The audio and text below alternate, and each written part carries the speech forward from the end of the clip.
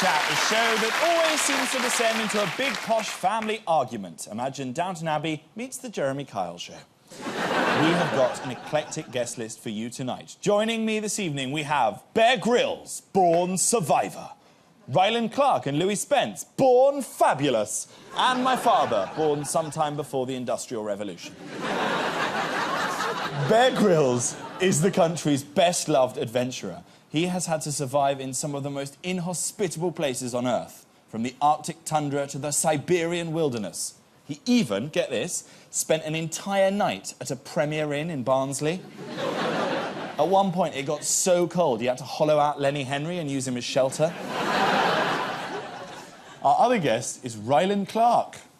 Since hitting the big time, Rylan splashed the cash on a new set of porcelain veneers. Apparently his new teeth are so bright that this Christmas, last year's X Factor runner-up Jermaine Douglas has been booked to switch them on. I wouldn't make remarks about people's teeth. Remember what your teeth were like. Your teeth were so bad. They were enormous.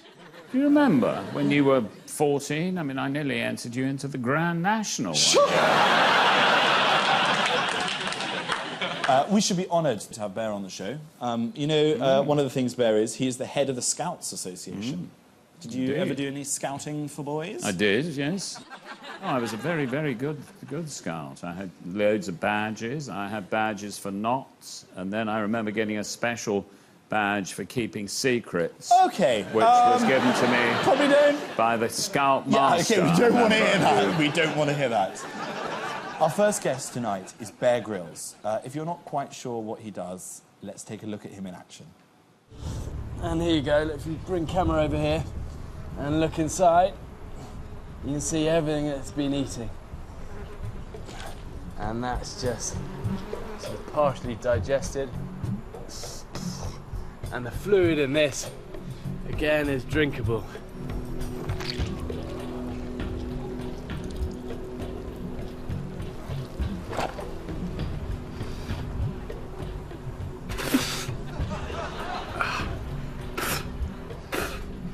Drinkable, but truly disgusting. Ladies and gentlemen, it's Bear Grylls.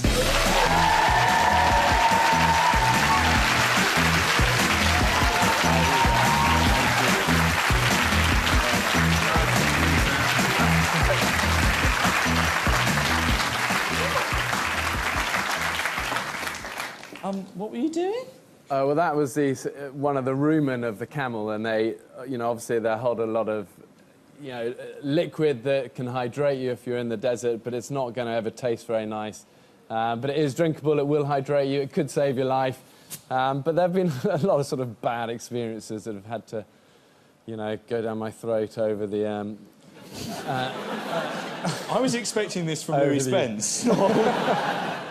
What's the worst thing you've eaten on the show, do you think? Probably raw goat's testicles is a low point, frozen yak eyeballs, elephant dung. I mean, bear poo is especially bad. I remember coming across a huge steaming... A bear or... Well, the poo... Not yours. Well, actually, no, not mine. No, okay, sorry.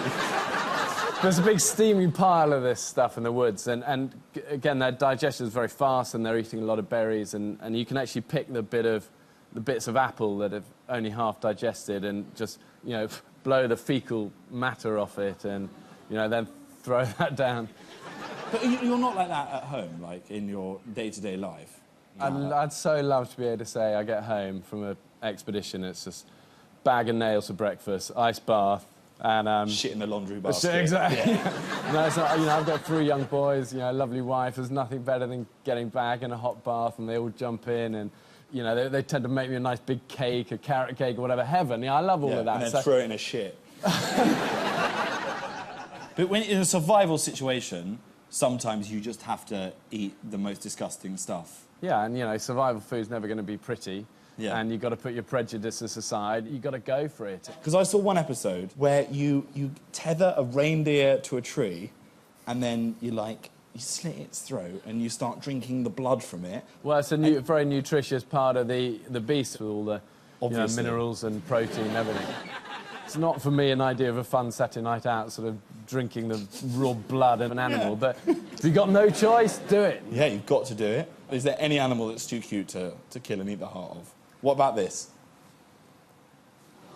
Yeah, I mean, you really wouldn't want to be in a situation where you've got to do that. But Bear, having said that... you're there, you're out there in the wilderness, that is the only animal that you have around. Well, what do you do? Look at the Shackleton story. I mean, all they had to live off was seals and penguins and stuff for however many, years they were stuck down there. So again, it's the unimaginable. It's the worst part of survival, that, and I don't take it ever lightly. And sorry for taking it so, lightly.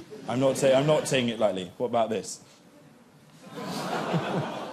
Well, my kids now, I've got 3 boys, and they're getting to the age where they all want pets and everything, so... That'd be so funny. Oh, Mummy, I've lost my hamster. Bear. Sorry, what? No? I know, there's quite a lot of gags around our household of, where's the cat? Papa! I've not done anything to the cat. We wanted to see 2 slices of bread. What about this, Bear? 2 slices of bread, little Cecil. No, you don't eat it! Do you know, we've got 2 very lovely dogs, one of which is very like that, and they are ridiculously cute. And no, I'm not making a sandwich. What if we brought out the right condiments? Hey, I get what the problem is. Firmly off the menu. I get what the problem is here. It's those slices of bread. You're a well-brought-up chap like me. I also brought ciabatta. Who wants to look after the dog for the rest of the show? I don't trust you ladies over there. Jack, why don't we keep the dog on here? It'd be quite sweet. Are we not allowed to? No, it's a lot of that going on. They literally don't trust you near any kind of animal. You look like you have warm, kind eyes, madam. You take that. Jack, it seems to have weed down your front. It's weed down my front. Oh, no. Very joking. Funny. He did actually. He genuinely got me.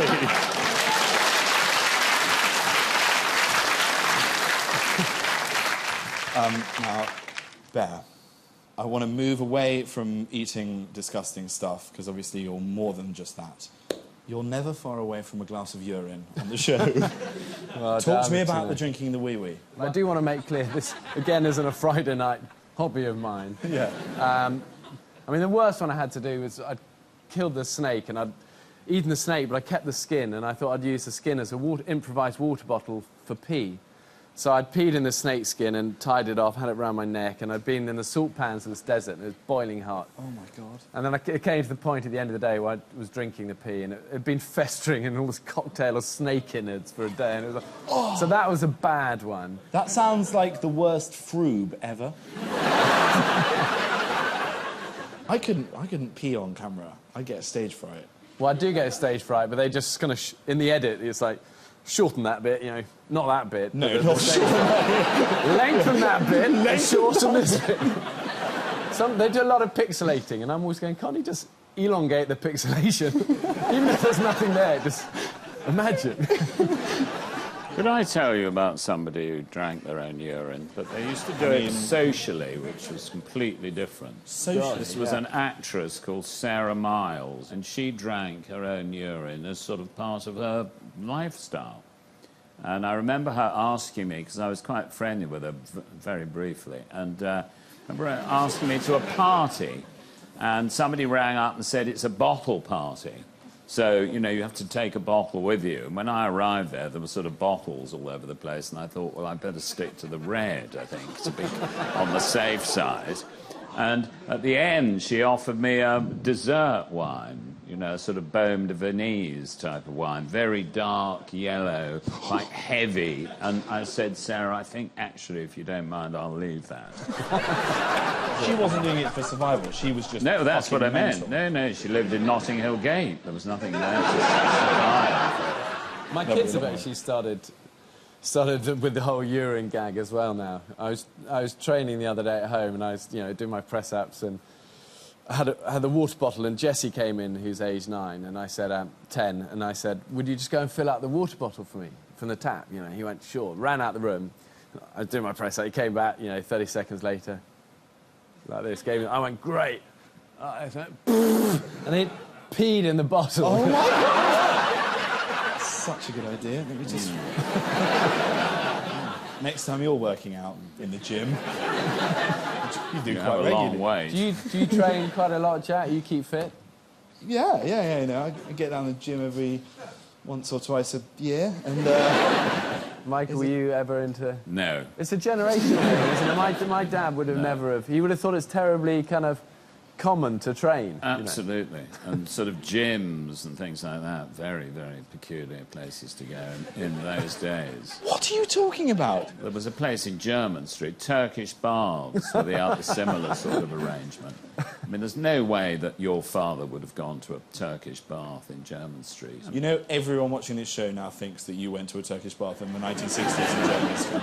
You got up to some weird shit. Very much a sort of fashion drinking old women's piss, going to kind of weird spas. I didn't introduce the question of urine. You did. I didn't. You said you found it very difficult to have a wee. I mean, I thought that was quite weird. I mean, why do we want to know about that? You do get very shy, particularly in stand-ups. Why are you telling everyone that I get nervous in stand-up urinals? No, not everyone. I mean, this is going This on is a fucking national television show. BBC Three. That is national television. I don't think Bear wants to sit here wasting his time. No, I love it. Do you know, I love it. It's such a nice dynamic. I wish my dad was around to have this sort of... It's just such genius. Because we have a similar thing in terms of fathers, because you were brought up by a proper Tory. Your father was a Tory MP. Those were the days when your father was MP, where men were men. I mean, Harold Macmillan, Anthony Eden, they were the real men. Margaret Thatcher, okay, she was as good a man as anyone. Did you ever, like, meet Maggie Thatcher? No, I think I spotted her once across a room and aged 8 and was quite intimidated. You're not trying to get me to tell that story. Well, he's trying to get me to tell the story because I went out a few times with Carol, their daughter. Now, and don't start making rude remarks about her. She's a very, very nice girl. I went out with her... Well, she was when I went out with her. Yeah. But is this went out in the... biblical sense? It was sort of not quite. It was sort of... But I went out with a... We don't need any more detail. I wasn't going to give you any more detail. This is a question that's really hard for you to ask your dad, but maybe I'm a bit freer as we're... Oh, fine, Did you have a French kiss, Carol Thatcher? I don't want to... Yes, I did. I have to say I did. I went from between French kissing and heavy petting, but I never went further than that with her. And she asked me back to number 10 Downing Street to meet the parents, and it was sort of midnight-ish, and I was beginning to get a little... I mean, I wasn't drunk, but I was just pissed. I was not. Anyway, I went out into the hall to order a cab, and I rang up the cab company, and Carol was standing next to me. And I said, oh, hello, I'd like a cab, please, to number 10 Downing Street. And the chap at the other end said, oh, yes, sir, yes, 10 Downing Street, right. And what would your name be? And I said, Whitehall. And he said, oh, right. She then grabbed the phone off me, Carol, because she could see I wasn't coping very well with it. And she said, hello. And the guy at the other end said, yes, hello. And she said, have you got all those details? And he said, yes, I've got Mr. Whitehall from 10 Downing Street. Who would you be, madam? And she said, my name is Thatcher. At which point the man put the phone down, and I didn't get a cab. Well, that is the worst excuse I've ever heard for sleeping with Carol Thatcher. Can I say, this is so much more fun as a chat show. Most of the time, chat shows, you go on and it's kind of like, tell the stories. It's so nice just sitting and having conversation. I love these sort of stories. They're amazing. Oh, thank you very much, Bear. You're the first person that said that. We've had several guests. All of them have left feeling that it was a very weird experience. Yeah. Well, it's much nicer talking about other people than talking about yourself. It's great. I suspect when Louis Spence and Rylan Clark come out, it may be less laid back.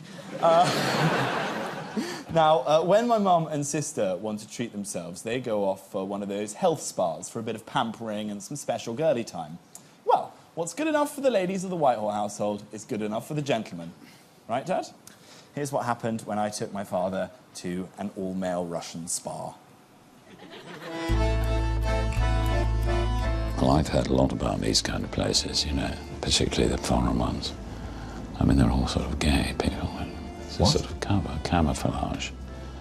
It is. Yeah, I know to what you refer, but this is not one of those. This is a Russian. You think you're going to get spot. me in one of these places? It's not. Start grabbing me. They're not going to be grabbing you. And also, even if it was one of those places, I imagine you'd be pretty down their hit list of people to grab. Why don't you just look at the treatments and decide what you want? Yeah. Okay. What's this smoked sausage with stewed cabbage? I'm not having that all over my face. I mean, that is gross. That's the food menu. Yeah, there you are. Just what I told you, wanker here. £12. So what happens? You get a wank for £12. That doesn't mean that. That's Russian for something else. Well, that's quite cheap, £12. I mean, it's actually less than some of these sandwiches over here on the left. I mean, the crayfish sandwich is £25. It's the equivalent of 2 wanks. My father has issues with opening up to me, so I thought something like a sauna is a good environment to maybe, you know, get the conversation flowing a bit. Didn't happen like that.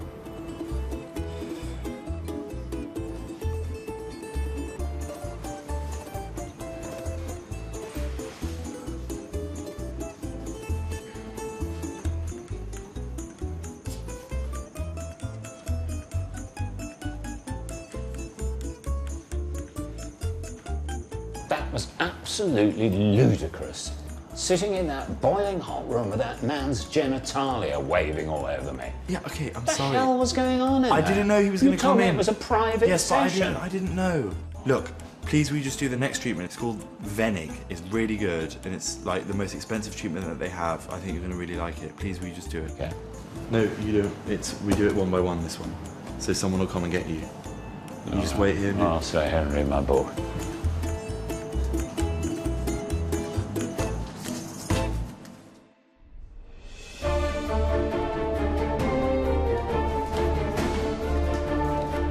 Right, Miss Whitehall, if you'd like to come through.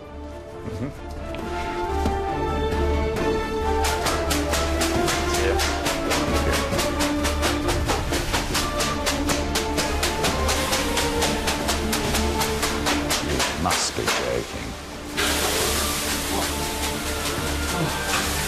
I don't know why my dad walked out. It's a Russian tradition. It's like their version of croquet.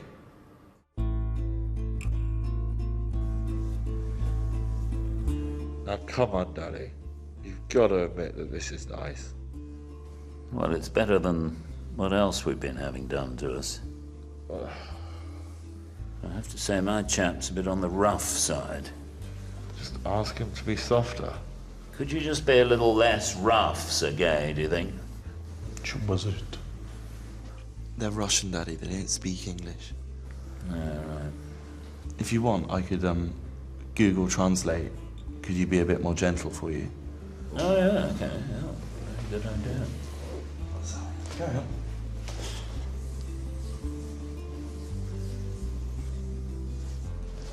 Breathe that. All right, thank you. Magulia conchit livim cello vecom.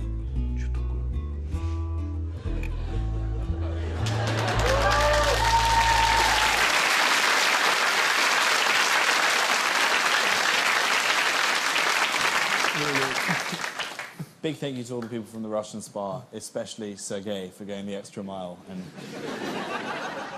now, for those of you tuning in expecting to see David Walliams, I'm afraid I have some bad news. David was supposed to be here tonight, but he actually hurt his back, and so he can't be with us. So Hasn't he just taken on a young wife? right? A, you don't take on a young wife.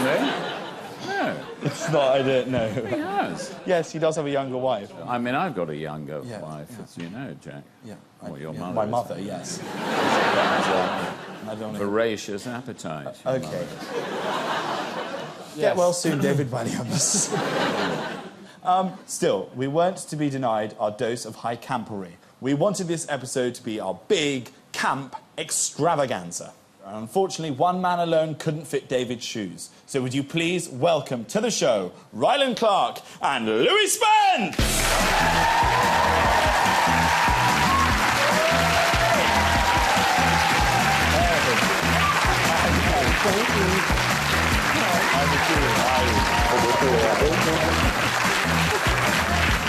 Lovely to see you. I'm in the middle. Pop you down in the middle there. I'm next to a bear. Do you reckon you'd be good on one of Bear's Wild Weekends? No. You wouldn't do it? No, I'd die. You must be asked to do, like, I'm a Celeb. I'd die. That's why I can't do things like that. What, none of Like, it? the thing about I'm a Celeb that frightens me the most is walking over the bridge. That bridge don't look safe. I'm sorry, it's like that. Bit of a wobble on it there, isn't it, darling? We like things firm. Yeah. That's why I'd go out with Bear wherever he wants to go, because I'm sure he'd be very firm and strong and to the point. It could be you, Bear, and Michael. Maybe. Oh, that'd be nice, Michael. Yes, wouldn't it? Lovely. What's the worst thing you've ever eaten? Well, the worst thing I've ever eaten, well, tried to with a vagina. I was like, I'm sorry, it's just not for me. So I tried it, I did try it. What happened was, I went down the ditch after school with this girl, and we went to the lollipop man first, and I got a fab, we ate the fab, and then with the lollipop stick, I had a little poke around, and then I decided it wasn't for me. What about camping? How are you with camping? Have you ever gone camping holidays when you were growing up? No. What about a bit of glamping? No. Glamping? Well, it's Glamorous just camping? camping with, like, a glass instead of a plastic cup. That's bollocks. What do you think of glamping? With, like, they do it at the festivals with, like, the bivouac and the little, you got, like, a stove in it. That's not proper camping. Actually, do you know, Shara, my wife, would love it. And now she goes, you know what, you go and do your stuff, and I'll have it all nice at home when you go. Do you know what I've got to say? I'm so sorry for butting in, but Bear, you and half look well for doing all that shit you do. Do you know what? I expected to come on here, because I've never met you before, and I thought he's going to look like shit. Like, he's been through the wars, do you know what I mean? Like underneath, like, an ice polar bear and all that. And you and half look well. Oh, thank you. You That's really kind. do. You'd be good, though, in... I think you'd be good in the wild situation, Lou, because obviously you trained as a dancer. Yeah. But in terms of, like, you know, blending in with your surroundings, one of your first ever jobs was... Oh, I know what you're trying to get to. You mean when I was, like, a pussy? Yeah. Yes. So tell us about that. What happened? Well, what happened was when I got a job in the West End in Cats. Oh, I love cats. What were you in Cats? I was... Oh, now you get your spit guard up. I think he was a cat. I was magical Mr. Mistopheles. Oh, the best. But when you go to pussy school, what they do is they make you improvise, so you have to sort of, like, crawl around on the floor. I've done this so many times. Do it, but- show him. Rylan, do you want to get on all fours? I want to see it. Well, Oh, we anyway, gotta so when see you go this. to... I'll start on the mat. So when you go to pussy school, after about 3 days, they ask you to improvise, and you have to be a cat. Yeah. And so you have to crawl around sniffing everyone's arse. Which I was like, I'm fine with that. I've done that without being paid. So anyway, so you have to, you know, you're like... You're so good.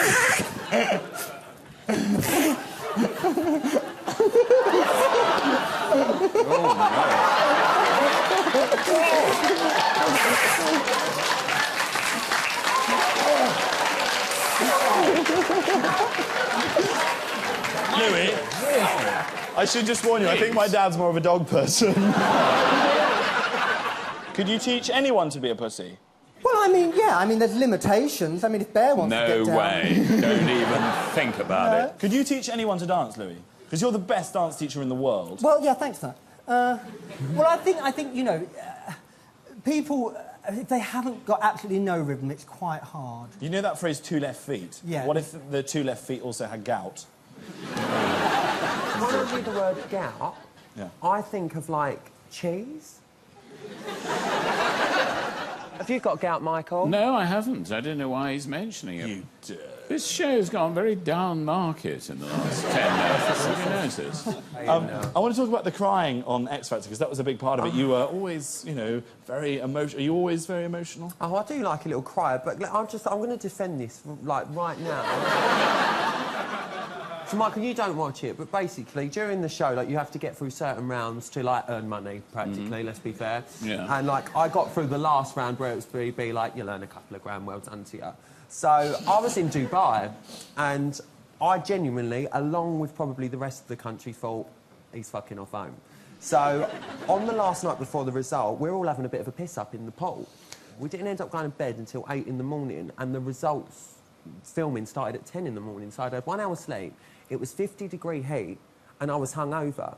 And Sherzy's sitting there, and I'm like, I've got the shakes, not because I'm nervous, but because I'm still pissed. And she's like, you know, blah, blah, blah, you're going through. And I was like, what? And it was the shock. It's like someone picked up a few fish and slapped me round the face, and I sobered up. It was 50 degrees, I was sweating, my makeup was on my top, I'm on the floor, and then at some point, I'm underneath the chaise longue. I don't know what the fuck happened. Obviously, quite a lot of effort goes into Rylan the look. A little bit, yeah. Talk me through your beauty regime. Well, basically, I was just a fat ginger kid. So I just try and hide it as much as I can.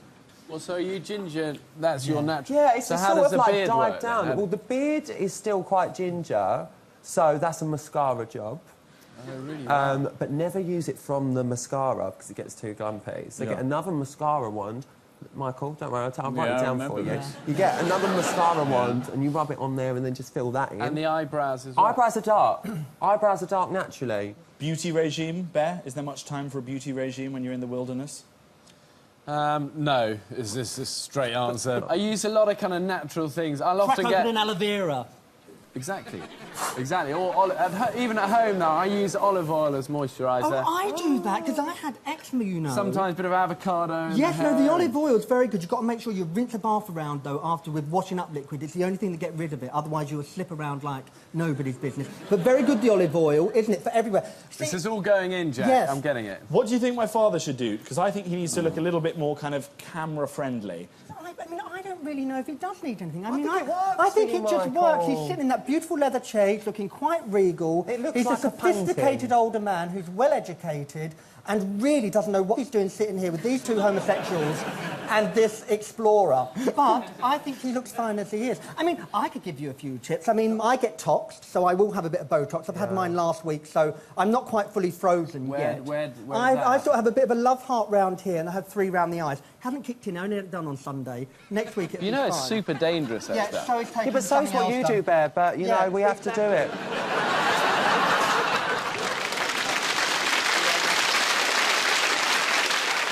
I haven't quite gone as far as anal bleaching, because, I mean, they do say...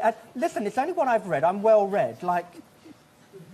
Can I just say, I really hope, Michael, you haven't had an anal bleaching, because that really would Well, it be a does say it destroyer. gives you a more youthful You'd be surprised, he does. Frodo here takes care of the ring, and when Father bends over, it's like opening up a fridge door. It just lights up the ring. That's lowered the tone, Not an Michael. easy image. It has lowered the tone, you're right, Ryan. Yeah. Let's bring the tone back up. Daddy, would you like a drink? A drink? Yeah. Do you fancy a martini? Yes. I mean, what time is it? Oh, yes. A dry martini would be very nice. Oh, for fuck's sake! Where's the olive?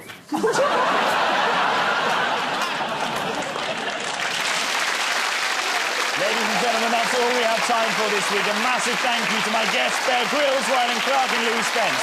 We'll be back very soon with a load of guests for a very special Christmas edition of Backchat. See you then.